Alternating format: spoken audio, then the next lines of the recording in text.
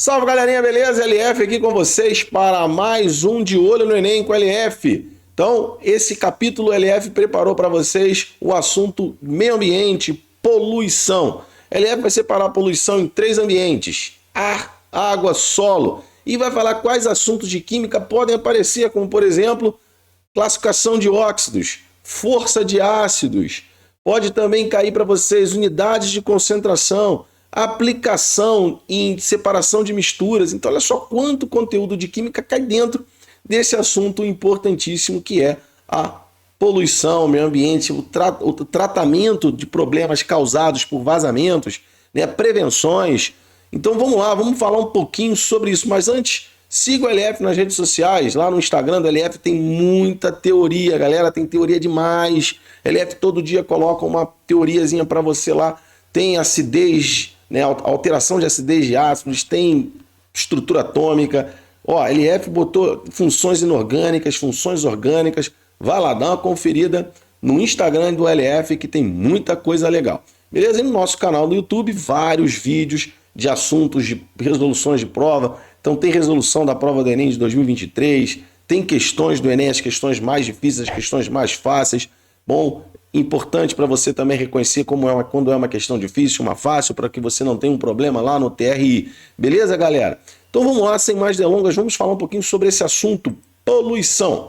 Então o LF preparou aqui para você o meio ambiente, né, que é o assunto no geral.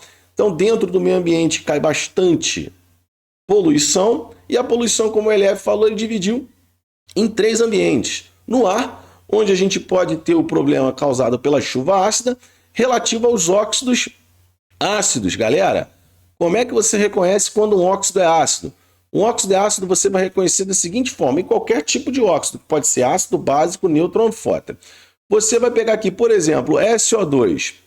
Você vai perguntar para esse cara: você que está ligado ao oxigênio, é metal ou ametal? Se ele te responde assim, ó, ametal, como é esse caso, ele só pode ser um óxido ácido ou um óxido neutro. E aí, galera, que tá o pulo do gato. Óxido neutro só são três, ó, CO, NO e N2O. Aí você vai perguntar, LF e a água? Bom, a água é uma espécie anfiprótica, tá, gente? Ela pode doar e receber H+. Então, uma outra teoria ácido básica é a teoria de Bronsted-Lowry. Então, a água, ó, ela pode, tanto, dependendo com quem ela reage, ela vai receber o próton, ou ela pode doar o próton, dependendo com quem ela reage. Então, ela é uma espécie de dualidade, prótico de receber o H+. Então, voltando aqui, e se você tiver um metal ligado, né, deixa eu tirar essa linha aqui, um metal ligado ao oxigênio. Então, se tem um metal, o que você vai fazer? Você vai calcular o NOx. Se for mais um, mais dois, ele é um óxido básico, vou botar o Bzinho de básico. Mais 3 ou mais 4, ele vai ser um óxido anfótero, tá? Vou botar o Azinho de anfótero. Se for mais 5, mais 6 ou mais 7, ele vai ser ácido, vou botar um AC de ácido. Galera, existem algumas exceções aqui nesses casos, tá? Então, o que você vai fazer? Você vai lá no Instagram do LF e vai ver a postagem sobre óxidos ácidos e como reconhecer um óxido ácido, beleza? Mas os óxidos ácidos que provocam chuva ácida são os óxidos que não têm metal, que têm ametal, uma vez que esses óxidos são gasosos. Beleza? Então, para provocar chuva ácida, ele primeiro precisa ser gasoso, né, para que ele vá para a parte superior, para a atmosfera, reaja com a água e aí voltando, né, a ser um ácido. Lembrando que os óxidos ácidos também são chamados de anidridos, ou seja, sem água. Então, a espécie sem água, quando recebe a água, vira um oxiácido. Beleza? Só pegar aqui o exemplo, CO2, quando em contato com a água, gera o ácido carbônico. Beleza, galerinha? Então, vamos lá, vamos continuar aqui. O que mais pode aparecer em poluição do ar? Efeito estufa. CO2 e metano, os principais causadores do aumento do efeito estufa. Lembrando que o efeito estufa é um efeito necessário, senão a Terra viraria uma enorme bola de gelo. Mas o aumento desencadeado do efeito estufa é um problema. Lembrando que esse camaradinho aqui, o metano, ele polui, ele absorve um pouco mais de radiação, né, da proveniente, né, de radiação que chega à Terra, ele absorve mais e joga mais para a Terra, né? Ele tem uma capacidade maior de absorção. Então, geralmente o que é feito é queimar esse cara para virar CO2 e água. Então é menos complicado, porém, né, é só uma maneira de tentar evitar um excesso de metano na atmosfera. Bom, vale lembrar também, galera, que as atuações, né, da tecnologia para evitar, né, esse excesso de CO2 no meio, porque de onde vem muito o CO2 também? De queima de combustível fóssil. Então o petróleo, né, que um dia já foi lá aqueles dinossaurozinhos, já foi aquela floresta há muitos e muitos anos atrás, né, gerou essa quantidade de compostos contendo carbono, e uma vez queimado, virando CO2, a volta para ele formar petróleo de novo vai demorar muitos e muitos anos. Então existe uma maneira, né, que estão até chamando de produção de plástico verde, que é a produção de eteno, que é o precursor do plástico, formador do plástico, eteno ou etileno, a partir de desidratação do etanol, galera. Então o etanol, que é esse camarada aqui, ele pode desidratar, isso é uma reação de eliminação. Então, ao desidratar, ele forma eteno, o eteno vai produzir plástico. Então, quem é a fonte? A fonte é o álcool. E o álcool vem da onde? Da cana-de-açúcar. E você plantando cana-de-açúcar, ela vai absorver CO2 de novo. Então, é uma maneira de tentar manter o balanço de carbono mais fechado, tá, gente? O ciclo fechado. Então, é uma maneira de remediação, né, do aumento do efeito estufa. Show de bola? Então, vamos falar de poluição da água. Poluição da água. O que pode cair em relação à água?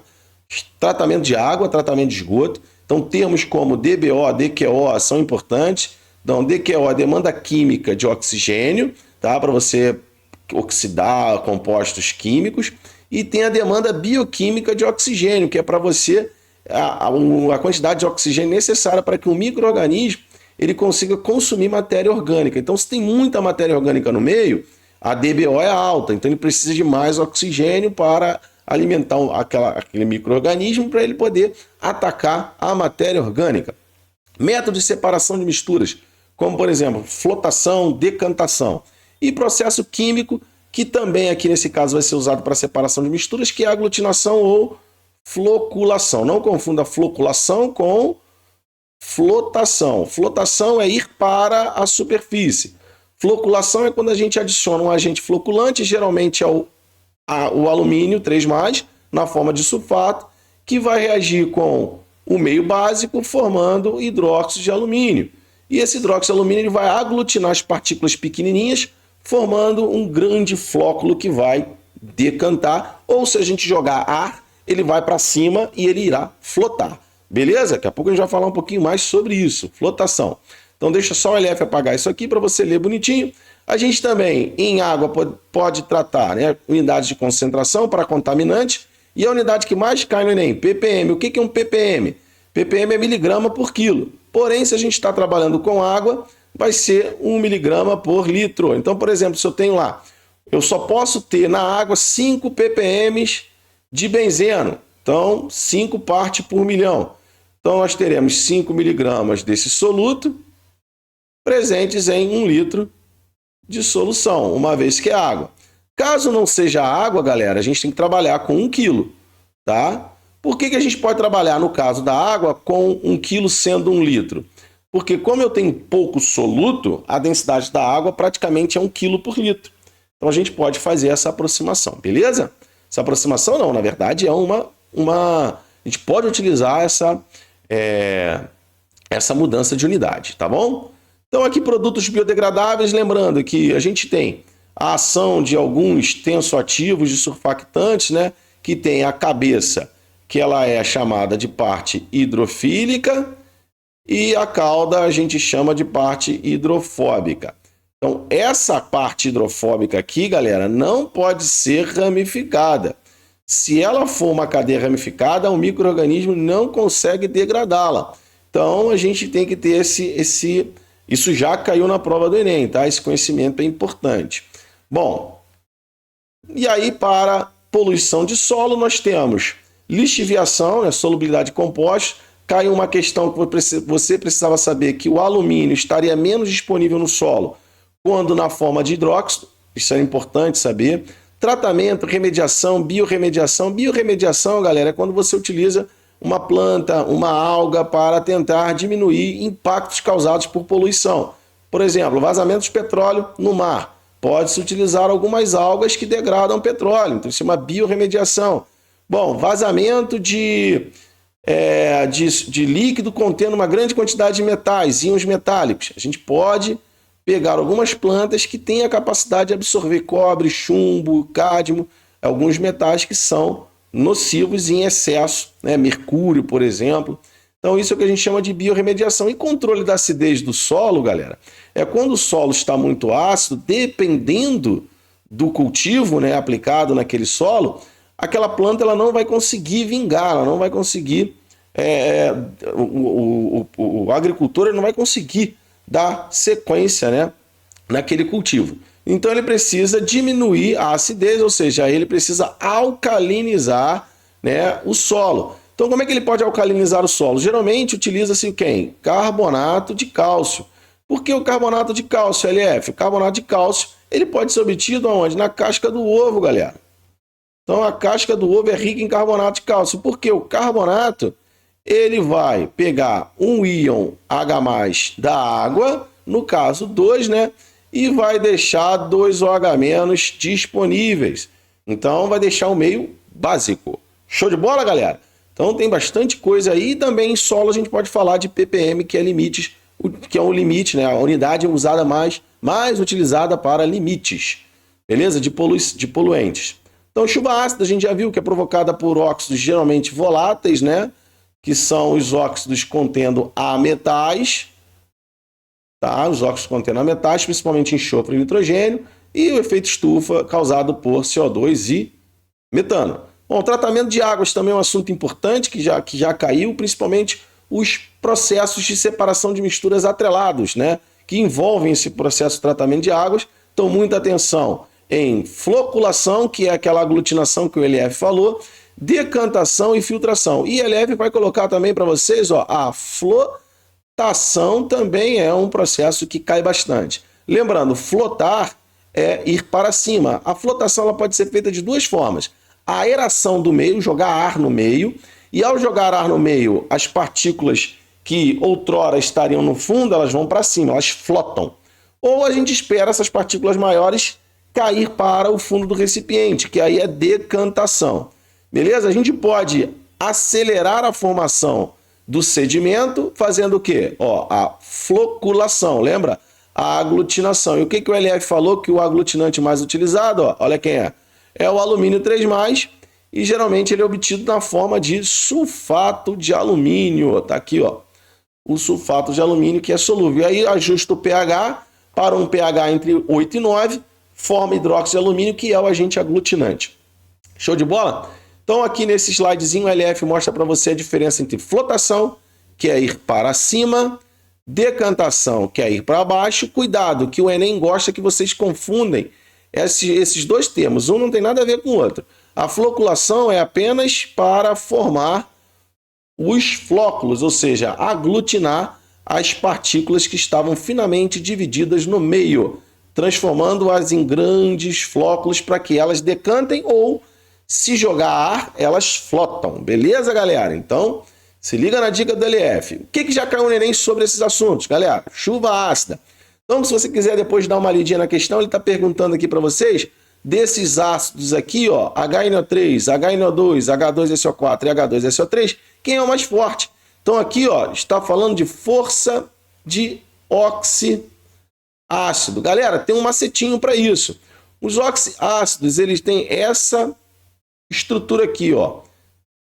Quantidade de hidrogênios, um elemento no meio e a quantidade de oxigênios. Se você pega a quantidade de oxigênio mais a quantidade de hidrogênios e der 3 ou 2, o ácido é forte. Isso é um macete, tá, galera?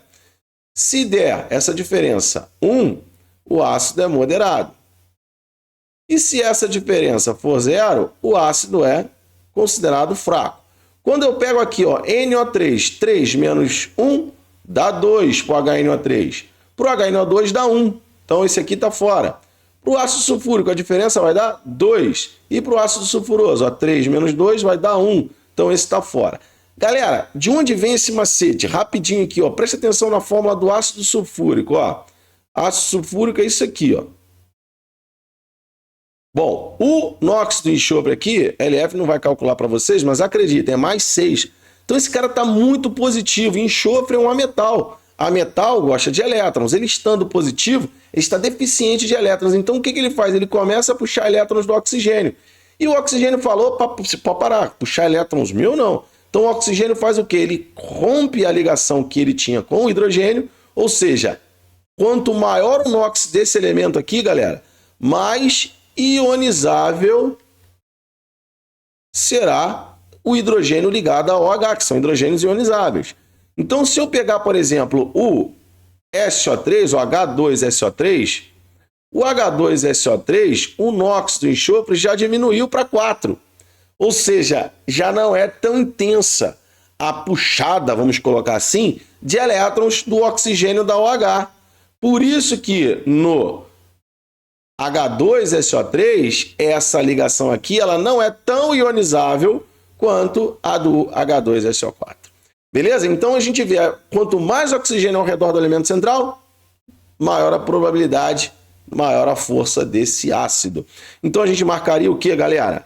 Ácido nítrico, que é esse camarada aqui, lembrando, nítrico, a terminação ico, é quando o nitrogênio é mais 5. Se o nitrogênio for mais 3, é oso. Mesma coisa vale para o enxofre. Enxofre mais 6 é ico. Enxofre mais 4 é oso. E qual a diferença entre eles? A quantidade de oxigênio. Beleza, galera? Então, vamos lá. O que a gente faria? Ó, vamos lá. Então, comentário da LF. Os óxidos ácidos fortes apresentam uma diferença entre o número de oxigênios e hidrogênios, 3 ou 2, os moderados 1, e os fracos igual a 0. Está aqui igual a 1, porque a LF copiou e colou, esqueceu de mudar. Mas não tem problema. Qual é a nossa resposta aqui?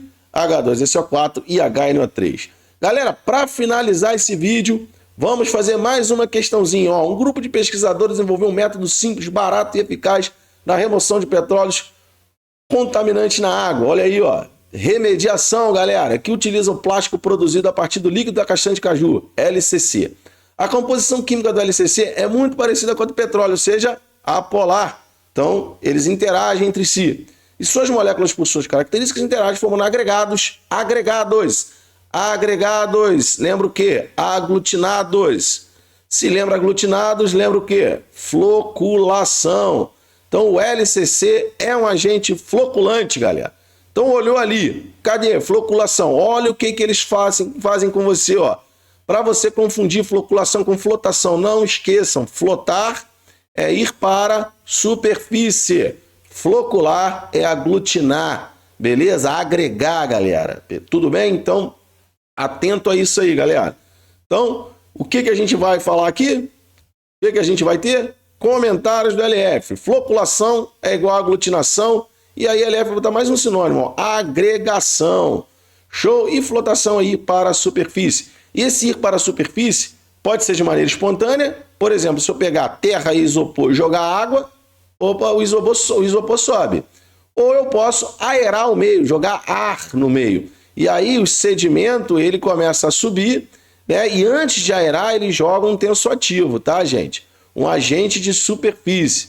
Ok? Eles jogam um agente de superfície, um tensoativo lá, aquelas espécies anfifílicas, que o LF vai falar onde? Na parte 3. Então, fique ligado que na parte 3 o LF vai falar muito sobre compostos anfifílicos. Show? Então, qual é a nossa resposta aqui, galera? Floculação. E olha só, uma coisa importante, ó. Esse LCC, ele tinha nanopartículas magnéticas. Então, você já mataria aqui pela floculação. Mas também, depois de aglutinado, eles passam o ímã e aí essas partículas, elas são aderidas ao ímã. Show, galera? Beleza?